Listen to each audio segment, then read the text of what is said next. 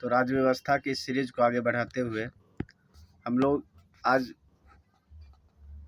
पढ़ेंगे राज्यों के पुनर्गठन के बारे में। राज्यों का पुनर्गठन देखते हैं किस प्रकार से अभी जो वर्तमान में 28 राज्य और 8 केंद्र शासित प्रदेश बना है, इसकी निर्माण की प्रक्रिया कैसे हुई, किस प्रकार से जो है इसके निर्माण में चुनौतियां आई और हमारे जो महापुरुष जैसे जवाहरलाल नेहरू, सरदार वल्लभ भाई पटेल, बीपी मेनन, डॉक्टर राजेंद्र प्रसाद, इन लोगों ने इन समस्याओं का समाधान निकाला। तो इसके पीछे का थोड़ा सा समझा जाए कि जब भारत स्वतंत्र हुआ उस समय जो है राज्यों को जो है इसको वर्गीकृत कर दिया गया था। जैसे राज्यों का वर्गीकरण इस आधार पर कर दिया गया था,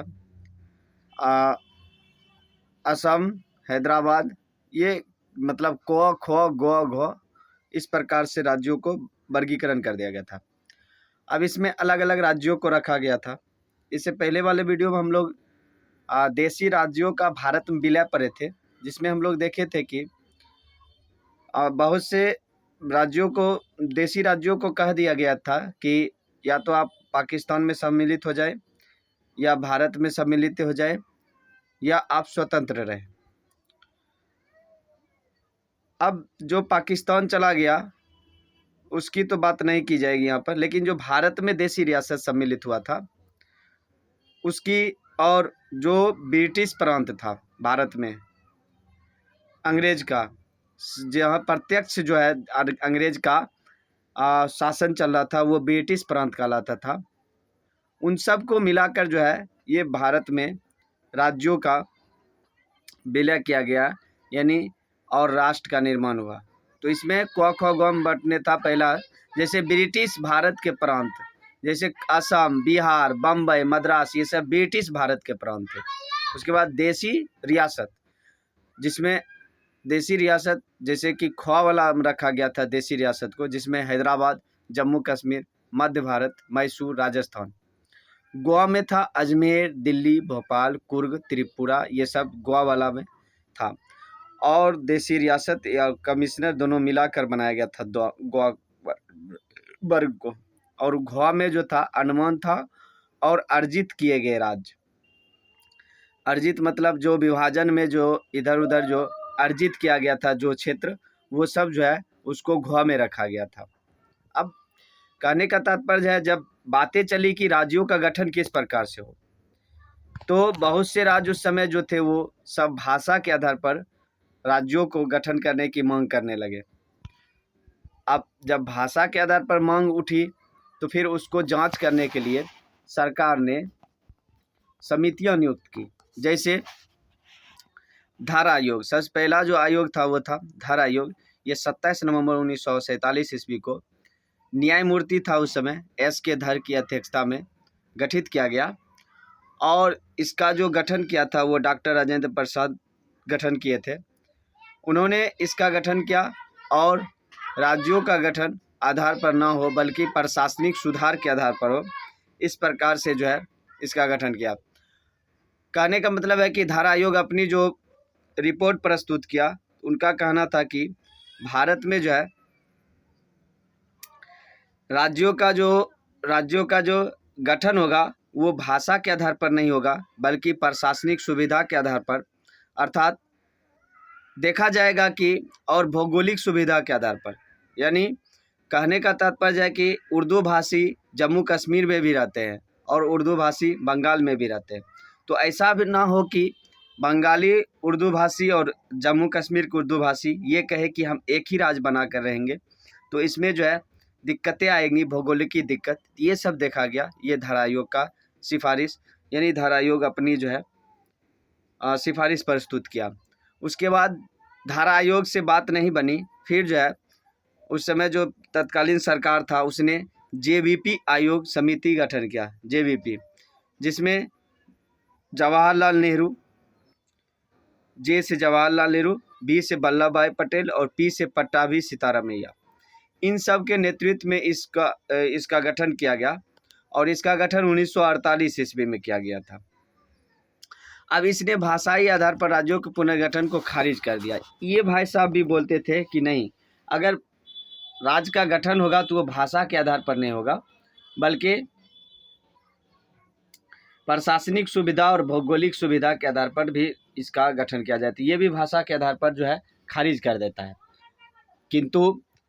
किंतु उस समय कांग्रेस का एक नेता हुआ पोट्टी श्रीरामुलु, ये कांग्रेस के नेता थे और इसका जो है मांग था कि तेलुगु भाषी के लिए एक अलग राज्य आंध्र प्रदेश का गठन किया जाए, और ये मद्रास से हटकर आंध्र प्रदेश का गठन करना चाहते थे, जिसके लिए इन्होंने 56 दिन का जो है अनशन करता है, और 56 दिन अनशन करने के उपरांत इसकी मृत्यु हो जाती है। और जब मृत्यु हो जाती है इसकी, श्रीरामुलु की, तो आंदोलन और तेज हो जाता है। इसके समर्थक तोड़फोड़ और जो है आगजनी ये सब करना शुरू करते हैं, जिससे विवश होकर भारत सरकार को 1 अक्टूबर 1953 ईस्वी को आंध्र प्रदेश का गठन करने का जो है एक तरीका समझिए विवश होना पड़ा, और 1 अक्टूबर 1953 को आंध्र प्रदेश का गठन कर दिया गया। अब जब आंध्र प्रदेश का गठन हो गया भाषाई आधार पर, तो बहुत ऐसे राज्य थे जिन्होंने इनकी मांग करने लगी। तो फिर जो है एक आयोग बनाया गया जिसको फजल अली आयोग कहा जाता है। ये सितंबर 1953 में गठन किया गया था फजल अली आयोग का। फजल अली आयोग का अध्यक्ष जो था ये फजल अली था, और सदस्य जो इनके अंदर थे वो थे, ये पूछा जाता है कि निम्नलिखित में से कौन फजल अली आयोग का जो है सदस्य नहीं है। तो इसमें से आप देखिएगा तो फजल अली आयोग का जो सदस्य था वो हृदय नाथ कुंजरू, KM पनिक्कर, ठीक है, और फजल अली तो अध्यक्ष है ही था। तो इन सब मिलकर जो है एक सिफारिश देता है, यानी अपना सिफारिश प्रस्तुत करता है। इसके अनुसार कहता है कि राज्यों का, बस वही बात कि राज्यों का गठन होगा, ठीक है, राज्यों का गठन वित्तीय, आर्थिक एवं प्रशासनिक आधार पर हो, ये बातें बोली। लेकिन इसमें एक ध्यान देने वाली बात है, जिसके लिए पोट्टी श्रीरामुलु की मृत्यु हो गई थी कि भाषाई आधार पर आंध्र प्रदेश का गठन करेंगे, हाँ, मद्रास से हटाकर एक आंध्र प्रदेश तेलुगु भाषी बनाएंगे, वो बात जिससे उसकी मृत्यु हो गई थी, वो बात अब समझिए थोड़ा थोड़ा मान लिया गया। इसमें देखिएगा, इसमें भाषा एवं सांस्कृतिक एक रूपता के आधार पर मान्यता दे दी गई कि आप भाषा और सांस्कृतिक अगर आपका एक है तो आप एक अलग नए राज्य का निर्माण कर सकते हैं। तो इस प्रकार से फजल अली आयोग ये बातें प्रस्तुत किया। फजल अली आयोग की एक और विशेषता ये थे कि शुरुआत में हम लोग जो जिस समय भारत आज़ाद हुआ और सभी राज्यों का वर्गीकरण कर दिया गया था क, ख, ग में, इन सब की मान्यता को रद्द कर दिया फजल अली आयोग, बोला अब ये नहीं रहेगा। और उस समय 16 राज्य और 6 केंद्र शासित प्रदेश का गठन किया गया था।